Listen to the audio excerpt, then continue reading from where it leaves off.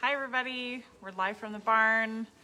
If you're new here, then my name is Lindsay. This is my husband Jess. We are here every Tuesday night at 7:30 and we're answering questions that are sent in by you guys.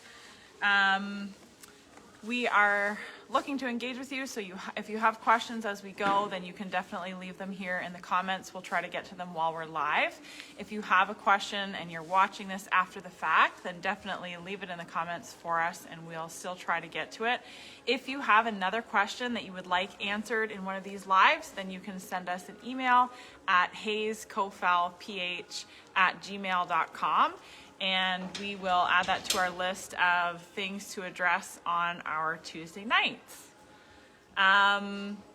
If you want to make sure that you don't miss anything, then you should make sure that you sign up to get our emails, which go out every Tuesday morning. Inside of the email is the topic for the night. So if you have any questions that you want to add to whatever the question or topic is, then that's a good way to get that to us ahead of time. You also get a replay from the previous week sent right inside of that email. And anything that we have going on at the farm, if we have any clinics, if our online coaching program is opened up, which it is right now, all of that is provided inside of that email. So that is the place to be. It looks like some of you guys are signing on. Hi, Kevin. Hi, Nancy. Hi, Joy. Super. That's great. So tonight we're going to talk about how and why... I want to lock her in. How and why, sorry, we got a horse trying to escape. How and why we might put iodine on a horse's feet, and that kind of arose from our content last week. Our topic last week was actually about show season's over and what do we do now. We talked a little bit about taking extra care of our horses, not just ripping the shoes off of them and kicking them out. And some of the things that we can do to kind of take care of them. And one of the things that came up was putting some iodine on horses' feet, and there were some questions about that. How do you do that? Why would you do that? So Jess is going to show you how to do that tonight, right? Yes. You ready? Okay, so he's going to grab a horse, but we're just going to talk briefly about why you would do that. And before we jump into that, I just want to do a quick thank you to everybody who participated in our Cut the Chaos Challenge over the last week. Last week on Wednesday, we started our Cut the Chaos Challenge. It was a 5-day challenge, and we had 134 people participate, which was amazing. And if you were inside of the challenge, then you already know that the energy inside of the group was amazing, and just the way everybody supported each other and really, fully participated. It was a very cool experience to be a part of. So thanks to everybody who was in there, and there have been a number of successes. So the idea with the challenge was to identify 5 wins that we've had with our horses in the last year, to look at what the big goals are and what the immediate action items are, what the 3 things are that we need to spend the most amount of time working on in the next 90 days to get to that goal, reserving some time in the calendar to work on those things, and then finding an accountability partner to make sure that we're doing those things. And the idea was to do this over the last week, basically, for the last 90 days of the year. So for October, November, and December. And we've already had some people accomplish their goals, which is really cool. We've had some massive success already. There was somebody who inside of the group, her big goal was to get her horse to load onto the trailer willingly. And she and I were able to have kind of a conversation back and forth just a little bit about some of the different things that she could try. Anyways, she got her horse loaded onto the trailer before the challenge even finished. And that's actually the second time that this has happened with one of these challenges. The last time we did it was inside of Momentum, and the same thing happened. The person was able to get their horse on before the end of the challenge. So that was really, really cool. We also had Donna, who said, "Thanks for the opportunity to focus on my riding goals. I've been stagnating for about 20 years. Thanks for the motivation." That was really cool. That was Donna Van Segbrook. She's got her goals all lined up, and she really enjoyed being part of the group. So that was cool. Donna, looking forward to all of your success when you get back. I know you're away this week, but when you get back, looking forward to hearing about your progress. We also had Ashley and Sarah and Sally, who organized, they all committed to hauling out to ride somewhere different once a month as part of their goals. And they've set up basically like a farm tour where like every month they're going out to a different place to ride together. I thought that was a neat thing to set up amongst some friends. We had Charla, who is a Momentum member, who made her goal to work on her lead changes, and one of her big rocks was to look at her Momentum videos. There are some videos inside of Momentum about counterflexion and working towards counter canter and lead changes, and she watched her videos before she came for her lesson yesterday. Then she actually watched them right before she got on. She pulled up the app and watched the video again while I was finishing up the lesson beforehand. And then she did not just the counterflexion exercise, but the counter canter, and she got 2 lead changes last night. So that was cool. We also had Mike, Mike was a great addition to the group. He was commenting and supporting everybody, which was really, really neat. And he set some goals to work on his rundowns, and his rundowns at the horse shows he's been having some issues with them being crooked and his horse not wanting to run. So he set some goals for that. One of them is, he's now a Momentum member, looking at some of the content that we have in there. One of them is a live lesson that we did where we're teaching the horses a shutdown button in the rundown, and one of them is 10 ways to use the rectangle exercise, which is designed specifically for improving rundowns. So that was cool. It was, like I said, it was a really cool experience. The energy inside of the group was really fun. We definitely will do that again. So if you didn't get a chance to participate, then we'll do that again, and we will definitely invite you to participate in that, because that was really cool. That was a really neat thing. Okay, so back to the question for tonight, iodine. How and why would you use iodine on your horse's feet? You want to take it away? Okay. Okay. When we get done the show season, a lot of people are ripping shoes off, and now we're into muddier times of year. All that can cause thrush. The problem with ripping shoes off is we've now introduced a hole where the nails were that gook can get up into. Gook, that's a technical term. And then it gets infected, and it is what it is. So if we have one that we're gonna rip the shoes off and turn out, I like to put a little iodine in there. The other way I use iodine is if I have one that's just a little thrushy in between the frog and the sole. You get down in that deep crevice, and there's a million different things you can buy at the tack stores. I stick with iodine, and I like to do like 16 to 18% iodine. It's fairly strong. If you go to some tack stores, especially ones that kind of cater to the track people, you can usually find it. The only times I'd like to use the stuff that's really diluted is if like kids or maybe somebody that's not really comfortable working with horses is using it. You start using, 16 to 18% iodine, and you're spilling it or you're breathing it. It's not good. There's a little symbol on the side there, a little triangle with the skull and crossbones for a reason. You want to take it seriously. So that's my official warning. That's your safety warning? That's my safety warning. Disclaimer? Don't sniff it. Oh my gosh. Try not to get it on your skin. So when I do it, what I do is I'll put it on and I just put the horse's foot down and I walk right out of the barn. I have to give it a couple minutes or else it'll make me sick to my stomach, just smelling it. That's because I'm a delicate flower. Okay. That's just me. Okay. So a couple things I want to do when I put iodine on is I want to do it in the cross ties when I know I'll have time to let them stand in the cross ties. I don't want to put the iodine on or any hoof product and undo the cross ties and kick them out in the grass. It needs some time to sit there when it's clean.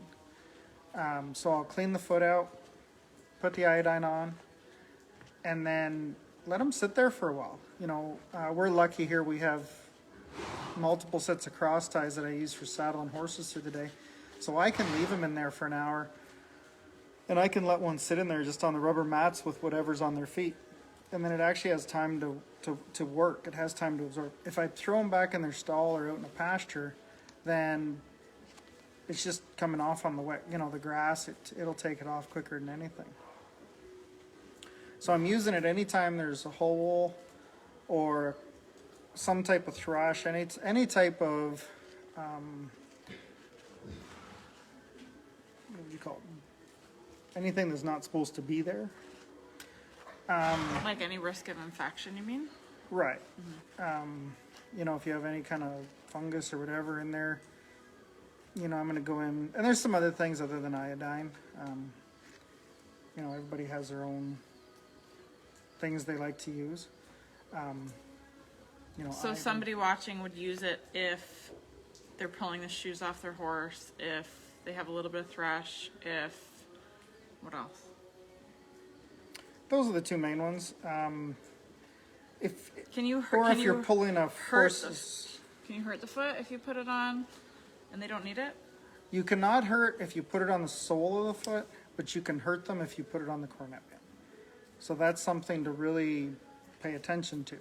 If you buy I can't even think of the brand names, but the stuff that's like 2%, the reason they sell that stuff at 2% is because it's foolproof. You can put it on the cornet band, it doesn't hurt anything. You can get it on your own hands, it doesn't do anything. What does it do to the cornet band? It just dries it out so much. Okay. You know, it's a little harsh on them. Yeah. It is great for hardening the foot up.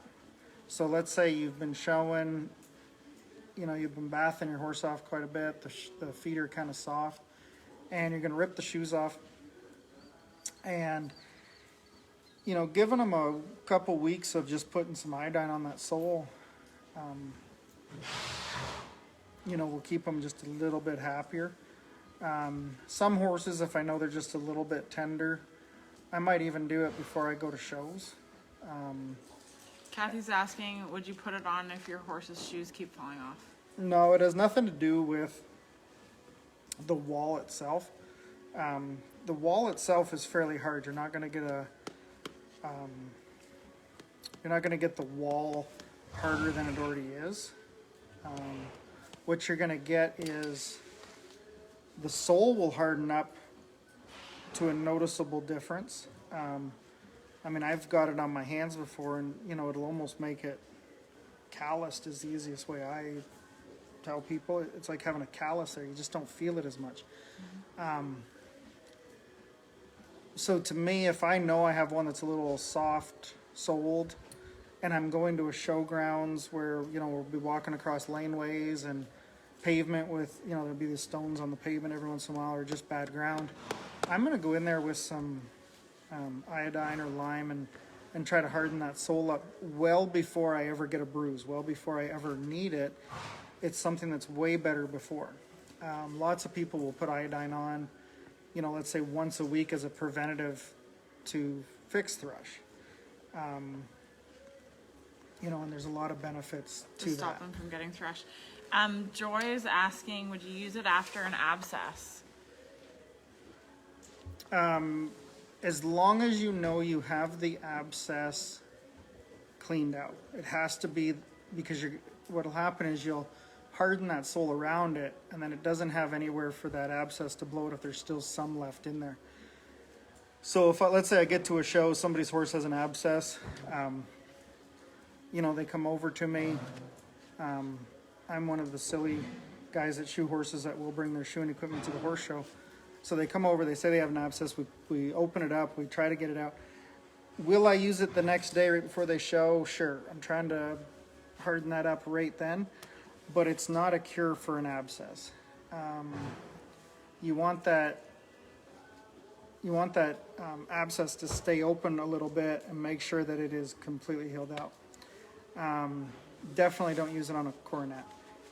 Don't use it on a coronet band. Your heels, you have to know where in the heel you are using it. 9 times out of 10 though, if you're already on the coronet band or you're already on the heel, you don't need to harden it up. If what's on the coronet band or the heel? An abscess blew out at the coronet or a heel. Yeah. If an abscess comes out of the sole, then you'll want to harden that up as you go to ride it.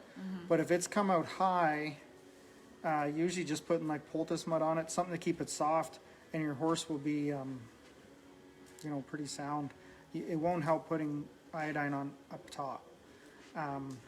Anything up top, you're trying to keep it open, keep it draining, keep it pushing out, and then anything on the bottom, you're trying to harden it up and protect it from hitting the ground again.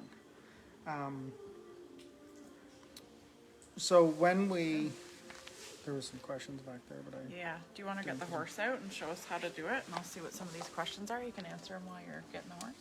Okay. Okay, so make sure we got these. Tammy's asking, any issues with the white line? No. Meaning it's not going to hurt the white line if you put the iodine on it? No, it'll be fine. It'll be fine? All right, cool. We'll get a... White line or white Lyme disease? It just said any problems with the white line. Oh, that'd be, okay, wait. All right. So I'm just going to flip the camera around here and try to show you what Jesse is doing here. If you have questions, then you can ask them. Sure.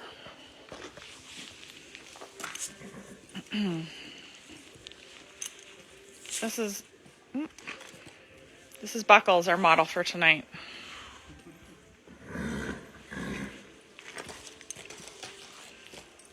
She's not sure. She wants to get her feet done.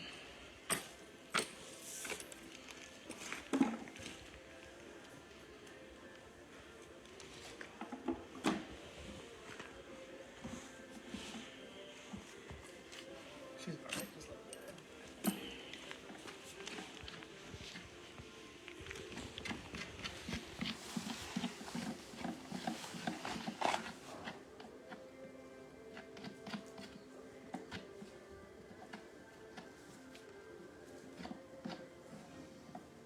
So the first thing is to figure out where on the foot there needs to be addressed. So this horse hasn't been trimmed in a while. You'll see there's a little more horn sitting down in here, but there's a crevice there. And it's not thrushy, but that's where thrush is going to be. Her frog hasn't been tapered in lately. And right in there is another spot she's going to need to be. She has pretty good sole out and through here. Nothing's really happening, so I'm not going to worry about it. So if you take a line right across here, anything north of that, anything that's tender, anything that is soft tissue, don't touch with iodine. Anything from here out, you're fine. So ideally, this horse would have just been washed off so it's as clean as possible. It's raining out here, so I'm not going outside to hose her off tonight. But even if you don't hose them off, let's say it's wintertime, you're not going to do it, clean it out as best you can. You can, run them brushes on them old hoof picks. Run them down into that crevice right in there. Try to get as much of that out as possible. And if you have bathed them off, make sure they're dry. There's no point of putting it on wet. It's just going to come off anyways and you just wasted product.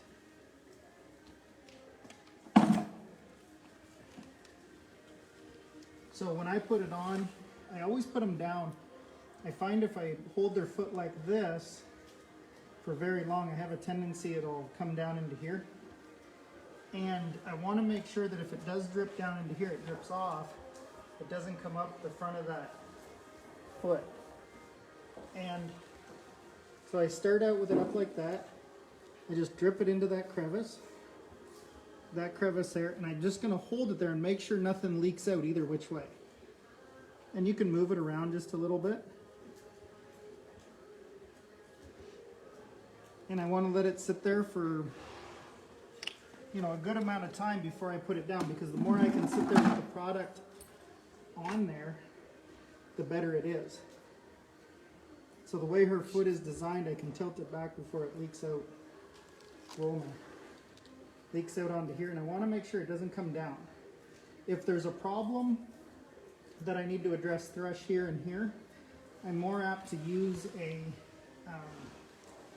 almost like a Q-tip or some type of small sponge paintbrush, and those are really good so you can control where that goes. Then I'm going to let the mare sit. You know, set of cross ties for a fair amount of time so that that can all dry and it can do its job before it gets pulled out with the shavings or the dirt if they're outside or wherever. And then at this point, if I want to put a little conditioner on that foot or do anything else, now is a good time to do it when that is already on the bottom of that foot and it's working and it can be dried off. Does that make sense? All right, I think that makes sense. Are you going to put it on the outside of the foot? No. Okay. If I need it on the sole, I can apply it with a little sponge brush for like a painting type brush, and I can just put that on the sole, the same as I just did, and then I just smear it across that sole. There's no real point on putting it up on the hoof wall on the outside. The hoof wall is already hard enough, even on a software horse, it's hard enough, you don't need to harden that part up. It's the sole that you're really trying to work with iodines and other things like that. So what about if you did just pull your horse's shoes off and you have nail holes, then you're just going to do what you did there, but do it into the nail holes?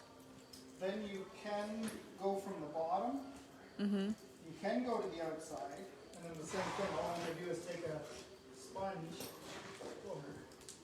So let's say there was nail holes here.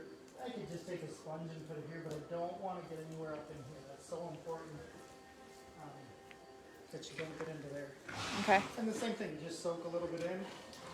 More is not better. Just enough to cover is all that needs to happen. And how often would you do that, or how often would you suggest anybody that's watching does it? If there's a problem, let's say it's thrush or whatever, do it daily. If it's a maintenance thing, maybe twice a week. You know, you have to know the horse, you have to know the environment. You know, are your stalls clean shavings every day, or are they in a mud pasture? You know, you just have to kind of know where they're at all times. So let's use both of those as examples. If you're in clean, dry shavings and it's mostly dry, how often would you do it? As a maintenance, maybe twice a week. And if your horse is out in the mud all the time? Then I would do it daily. Try to do as much To try to harden it up? This time of year, especially where it's wet, a lot of the horses will stay up by feeders. There's a lot of manure, so you have a lot of that bacteria moving around in that dirt, and that's what's going to cause the thrush. You know, go that way. The only thing to watch out for, though, is know what's wrong with your horse. Sometimes you can get just a little bit of thrush on your walls. And you have to be able to identify and ask your farrier whether that is thrush or like a seedy toe situation. If it's more of like a seedy toe, there's other products for that. You just have to know what's wrong with your horse. But basic thrush or soft soles, you know, iodine is such a nice, easy thing to work with. You know, it's liquid, it's easy to paint on with a sponge brush, and it works really well. All right, I don't see any questions, so I feel like you must have addressed everything that everybody was looking for. So in that case, we will sign out. I'm gonna come back over here. we'll sign out. Thank you for watching with us tonight, you guys. And hold on a second, we got all kinds of shadows on our faces. Oh, there we go. Thanks for watching with us. And like I said, Momentum is open right now. It's open until Friday. So if you have not joined yet and you're planning on joining, then you can find that information at momentumhcph.com, or you can send us a message and we will happily answer your questions for you and get you signed up. Good. Hopefully that helps you with your horse's feet. Very good. Have a good night. Have a good night.